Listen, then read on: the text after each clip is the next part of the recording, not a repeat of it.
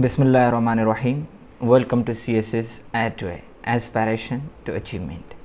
आज हम एक इम्पॉर्टेंट मौजू पे डिस्कशन करेंगे कि how to make notes of any subject in CSS and PMS, कि हमें नोट्स कैसे बनाने चाहिए। तो सबसे पहले हम ये डिस्कस करते हैं कि क्या हमें नोट्स बनाने भी चाहिए या नहीं, क्या ये फजूल टास्क तो नहीं। तो जवाब ये है कि हमें नोट्स बिल्कुल बनाने चाहिए।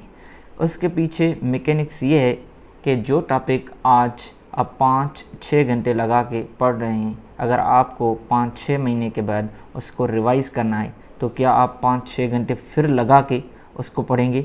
ऐसे तो टाइम कंज्यूम होगा, क्योंकि CSS में बहुत सारा पढ़ना होता है। तो आपको क्या करना है, अगर आपके पास नोट्स बने हुए होंगे तो आप उसी टॉपिक को 20 और 30 मिनट में रिवाइज़ कर सकेंगे, क्योंकि ह्यूमन मेमोरी की जो पावर है, रिटेंशन पावर है, वो एक लिमिटेड है। इसीलिए हमें नोट्स बनाने चाहिए। दूसरा क्वेश्चन ये आता है कि हमें नोट्स कौन से बुक से बनाने चाहिए।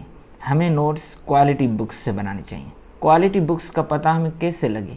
हमें वेस्टर्न पब्लिकेशंस पढ़ने चाहिए, क्योंकि वो क्वालिटी कंटेंट और जेन्युइन कंटेंट को पब्लिश करती हैं। For example Oxford publication, Cambridge publication, Pearson publication, Palgrave publication and Penguin publication. Other publications में आप उनको पढ़ें। लोकल पब्लिकेशंस ज़्यादातर क्या करते हैं, वो विकिपीडिया से, दूसरे बुक से कंटेंट उठा के पब्लिश करते हैं। इसीलिए हमें क्या करना है, वेस्टर्न पब्लिकेशंस को पढ़ना है।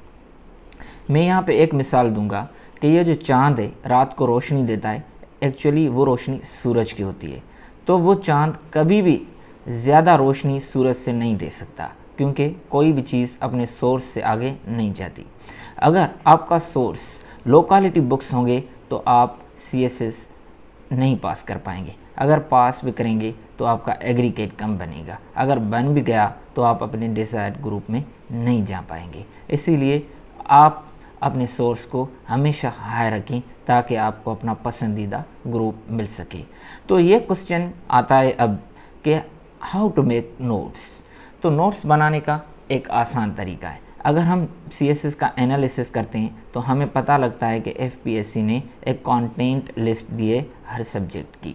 तो सबसे पहले हमारा इम्तिहान ये है कि हम उस कंटेंट लिस्ट से कैसे मालूम करते हैं what is the most important topic and what is the least important topic.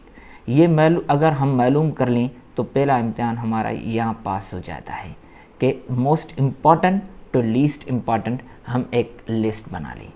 उसके लिए हमें पास्ट पेपर्स की हेल्प लेना होगी।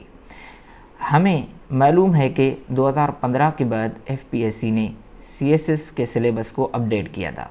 तो 2016 के बाद ऑनवर्ड्स सारा जो पेपर थे वो CSS के अपडेटेड सिलेबस से आए थे।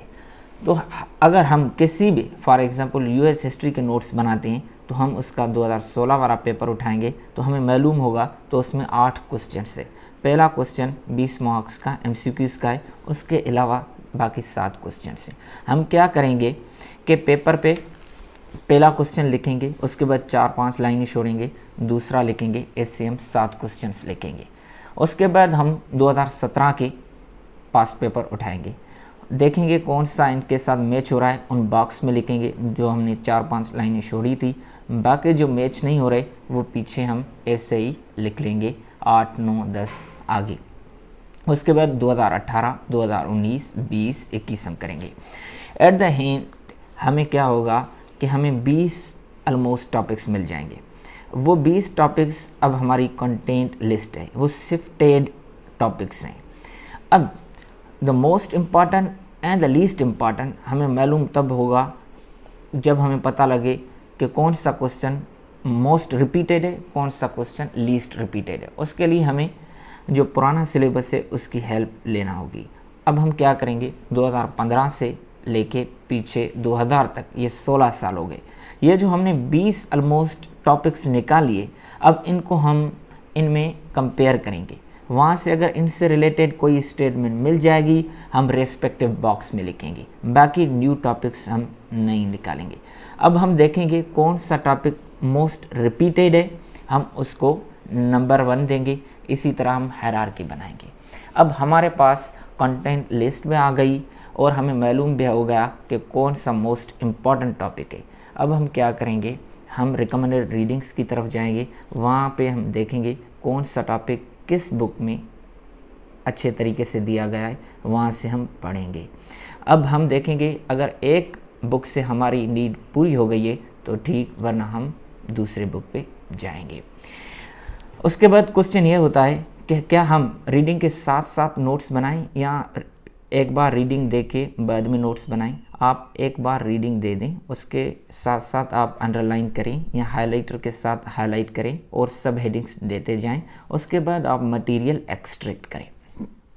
उसके बाद एक क्वेश्चन और आता है कि नोट्स के कितने पेजेस बनाने चाहिए। अमूमन आप 8 से 10 पेजेस बनाएं, क्योंकि क्वेश्चन पेपर में हमें जो आंसर लिखना होता है वो 5 से 6 पेजेस का लिखना होता है, तो हमेशा हमें हर एस्पेक्ट से नोट्स बनाने चाहिए। So it is all about today. Make sure to subscribe this YouTube channel, hit the bell icon so that you get notifications and do not miss upcoming videos. Thank you. Allah Hafiz.